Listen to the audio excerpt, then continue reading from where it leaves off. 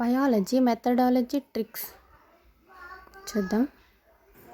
Hi hello friends, welcome back to our channel DSC bright learners. ఈరోజు ఈ వీడియోలో మనం మెథడాలజీ వాల్యూమ్ 2లో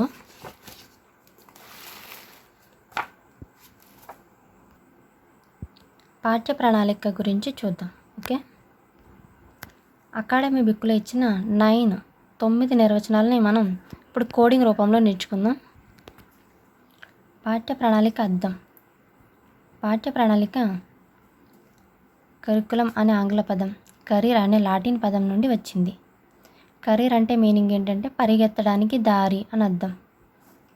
కరికులం అంటే విద్యార్థి ప్లస్ ఉపాధ్యాయుడు, ఇద్దరు విద్యార్థి ఉపాధ్యాయుడు గమ్యాలను చేరుకోవడానికి ఉపయోగించే మార్గం. A course to be run for reaching certain goal. గమ్యానికి చేరుకోవడానికి ఉపయోగించే మార్గం ఎవరు?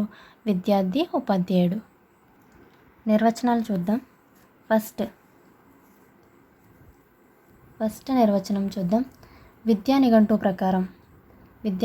ప్రకారం ఏంటంటే కరికులం అంటే పాఠశాల ఆధ్వర్యంలో ఒక వ్యక్తిని సమాజానికి తగిన పౌరునిగా, ఏదైనా వృత్తి లేదా పనిలో నిపుణునిగా తయారు చేయడానికి అతనికి అందించే శిక్షణ. విద్యా అనుభవాల మొత్తాన్నే పాఠ్య ప్రణాళికగా చెప్పవచ్చు. ఇంత నిర్వచనం మనం గుర్తుపెట్టుకోవడానికి కొంచెం కష్టంగా ఉండొచ్చు, కాబట్టి షార్ట్కట్ చూద్దాం. నేనైతే విద్యా నిఘంటువు కాబట్టి వృత్తి, నిపుణునిగా ఈ రెండు గుర్తుపెట్టుకుంటాను. వృత్తి లేదా ఏదైనా పనిలో నిపుణునిగా తయారు చేయడానికి మనకి ఎవరు యూజ్ అవుతారంటే విద్యా నిఘంటువు యూజ్ అవుతారని నేను గుర్తుపెట్టుకున్నాను. పాఠ్య ప్రణాళిక నిర్వచనం ఏంటంటే విద్యా నిఘంటువు ప్రకారం వృత్తి లేదా పనిలో నిపుణునిగా తయారు చేయడం. ఎవరిని? ఒక వ్యక్తిని పనిలో నిపుణునిగా తయారు చేయడం. ఓకే, నెక్స్ట్ సెకండ్ చూద్దాం. సెకండ్ నిర్వచనం ఎవరిదంటే హియరెస్ట్ పీటర్స్. వీళ్ళు ఏం చెప్పారంటే ఉపాధ్యాయుడు ఆశించిన లక్ష్యాలను విద్యార్థులు సాధించడం కోసం ఒక సాధనంగా ఉపాధ్యాయుడు స్పష్టంగా పాఠశాలలో నిర్వహించే కృత్యాల కార్యక్రమమే పాఠ్య ప్రణాళిక.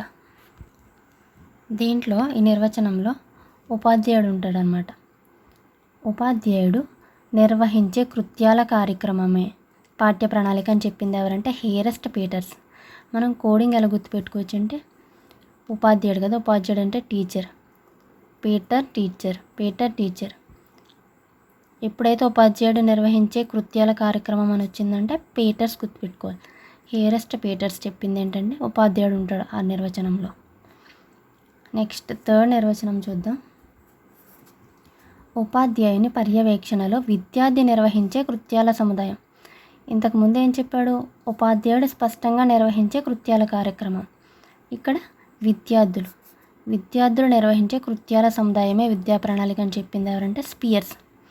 ఓకే, ఇక్కడ విద్యార్థులను స్టూడెంట్స్ అంటాం కదా, students Pierce.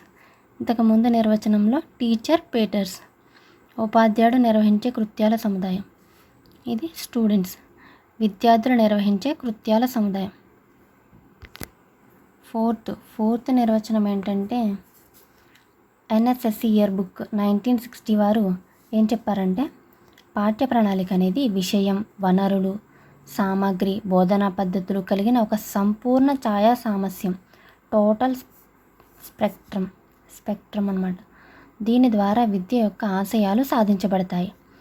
NSSC year book 1960 ఏం చెప్తుందంటే మొత్తం ఇవన్నీ విషయాలు, వనరులు, టీఎల్ఎమ్స్, బోధన టీచింగ్ మెటీరియల్స్, వీటన్నిటిని కలిపిన సంపూర్ణ ఛాయా సామస్యము. ఓకే, సంపూర్ణ ఛాయా సామస్యము. ఈ ఒక్క కఠినంగా ఉండి వర్డ్ గుర్తుపెట్టుకున్నామంటే మనకి ఎన్ఎస్ఎస్సి ఇయర్ బుక్ 1960 అని గుర్తొస్తుంది. ఓకే, నెక్స్ట్ ఫిఫ్త్ నిర్వచనం చూద్దాం. ఇది చాలా ఇంపార్టెంట్ అనమాట. పాఠశాల అనే స్టూడియోలో తన అభిరుచికి అనుగుణంగా మెటీరియల్ను విద్యార్థులు మలచడానికి కళాకారుడు అంటే ఎవరు? ఉపాధ్యాయుడు ఉపయోగించే సాధనమే కరికులం అని చెప్పింది ఎవరంటే కన్నింగ్హామ్. ఓకే, కళాకారుడు కన్నింగ్హామ్. ఈ రెండు పదాలు గుర్తుపెట్టుకున్నాను నేనైతే. ఇక్కడ వేరే బుక్లో చూస్తే మనం స్టూడియోలో, అంటే పాఠశాలను దేంతో పోల్చాడు అని అడగొచ్చు క్వశ్చన్. స్టూడియోతో పోల్చాడు. కన్నింగ్హామ్ పాఠశాలను దేంతో పోల్చాడు అంటే స్టూడియోతో పోల్చాడు. నెక్స్ట్, తను నిర్దేశించిన ప్రకారం అంటే దేంతో నిర్దేశించాడు? ఏ అంశాలని? ఉద్దేశాలు, లక్ష్యాలు.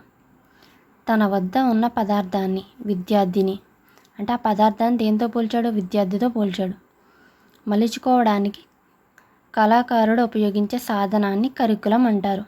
ఇక్కడ కళాకారుడు ఎవరంటే ఉపాధ్యాయుడు. దానికి ఉపయోగించే సాధనమే కరికులం అని చెప్పింది ఎవరంటే కన్నింగ్హామ్. చాలా చాలా ఇంపార్టెంట్. ఎవరిని దేంతో పోల్చారని కూడా అడగొచ్చు క్వశ్చన్స్. ఇక్కడ అభిరుచి అనే దానిని విద్యా లక్ష్యాలుగా పేర్కొనవచ్చు. ఇక్కడ అభిరుచి అంటే ఏంటంటే విద్యా లక్ష్యాలు అనమాట. ఓకే, నెక్స్ట్ 6th ఇది కూడా చాలా చాలా ఇంపార్టెంట్. విద్యార్థి యొక్క క్రో చెప్పారనమాట. ఏమని? విద్యార్థి యొక్క బౌద్ధిక, భావోద్రేక, సాంఘిక, ఆధ్యాత్మిక, నైతిక విలువల అభివృద్ధికి పాఠశాల లోపల వెలుపల వివిధ అనుభవాలను కల్పించేదే విద్యా ప్రణాళిక లేదా పాఠ్య ప్రణాళిక అని చెప్పారనమాట.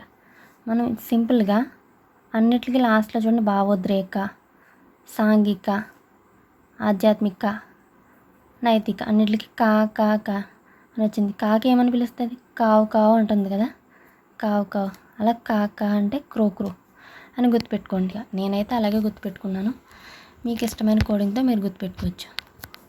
నెక్స్ట్ది ముర్రే చెప్పిన నిర్వచనం ఏంటంటే 7th శిశు కేంద్రీకృతమైన నిర్వచనం ఇచ్చాడు ముర్రే ఏం నిర్వచనం ఇచ్చాడు అని అడగొచ్చు క్వశ్చన్. శిశు కేంద్రీకృతమైన నిర్వచనం ఇచ్చాడు. శిశువుకు పాఠశాల ఏ ఏ అనుభవాలు ఏ విధంగా అందిస్తుందో లేదా శిశువును ప్రభావితం చేస్తుందో, చేయడానికి ప్రయత్నిస్తుందో అవన్నీ కలిపి విద్యా ప్రణాళిక అవుతుందని చెప్పాడు ముర్రే. మనం ఈజీగా శిశువు అనే పదం వస్తే ముర్రేని గుర్తుపెట్టుకోవచ్చు. లేదు అంటే కనుక ఏ.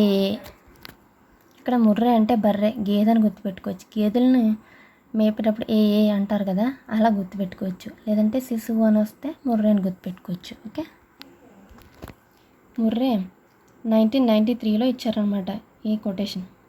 నెక్స్ట్ 8th సెకండరీ విద్యా కమిషన్ ఏం చెప్తుందంటే పాఠశాలలో సాంప్రదాయకంగా బోధించే విద్యా విషయక పాఠ్య విషయాలు మాత్రమే పాఠ్య ప్రణాళిక అనబడదు.